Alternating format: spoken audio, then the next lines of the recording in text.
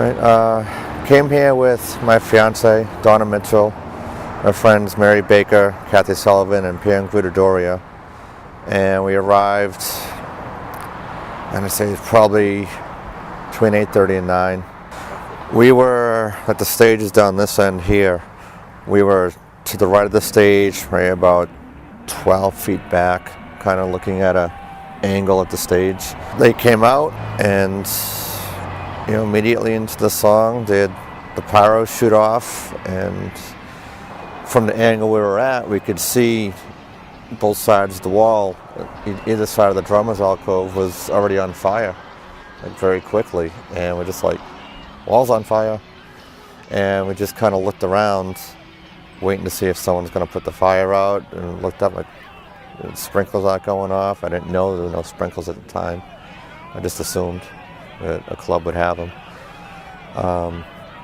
And no one ran up there until the fire grew to the ceiling. Then people started realizing, hey, you set the stage on fire. When the flames went over our head, we hit the floor, and the heat's coming in, and really panic started setting in for the majority of people. I was on top of her, on top of Donna, and the people on top of me, and trying to just get everyone off us and get back up to our feet. And now it's really everyone for themselves and try to find a way out. And the smoke just hit us like, it literally felt like you got hit in the face with a bat. It was just this intense heat that hit you so hard you went down.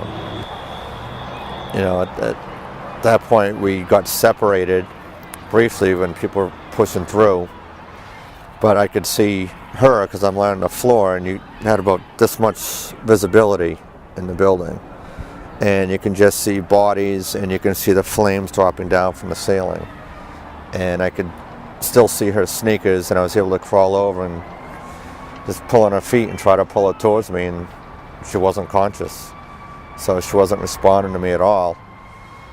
And I didn't think I had anything left in me, so I just laid there. And it felt like eternity lying there. And it was probably, I'm going to say about a minute.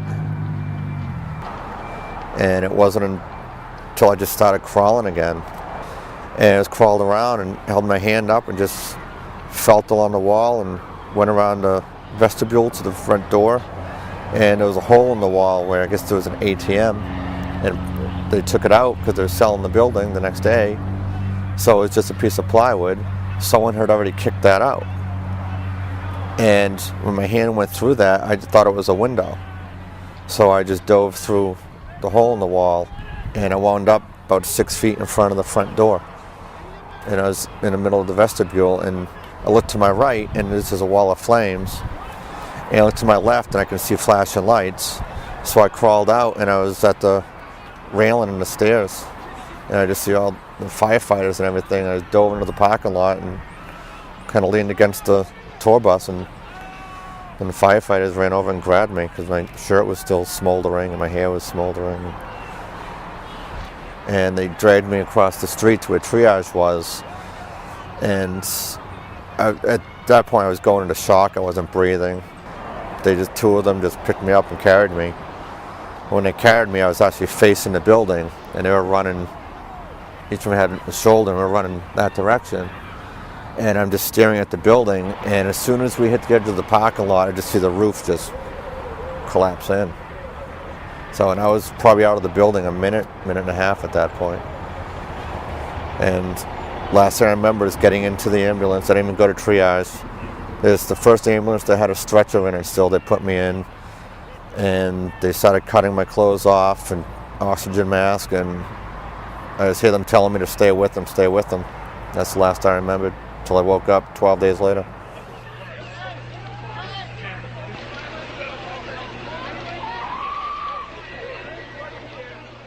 My cousin's a deputy fire chief in Whitman, Mass, and had asked if I would attend a meeting that I guess Massachusetts put a coalition together after the fire that Governor Romney had.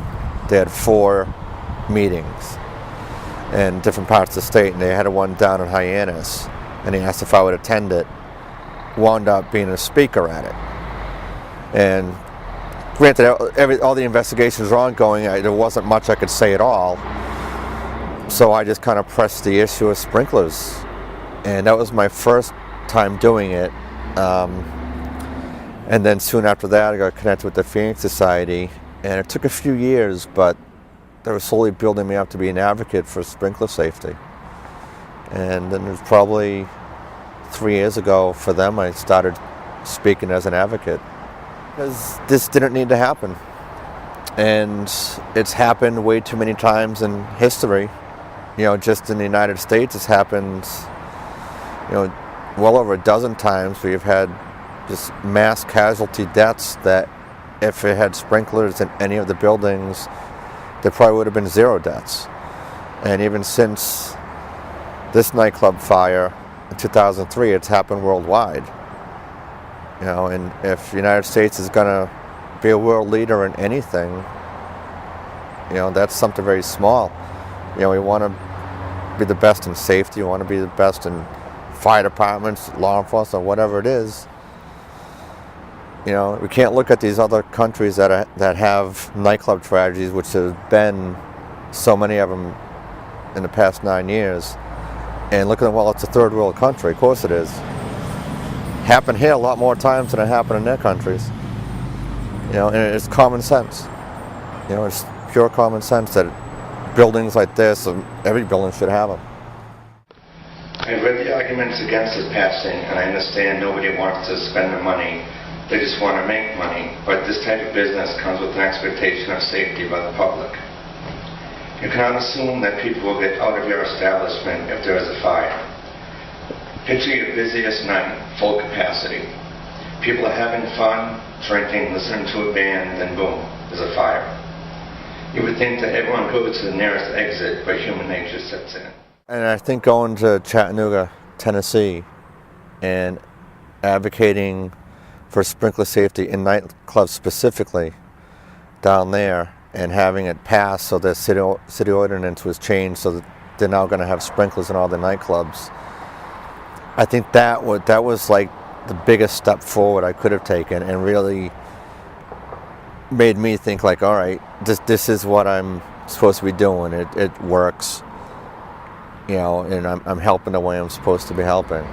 So it's a huge feeling.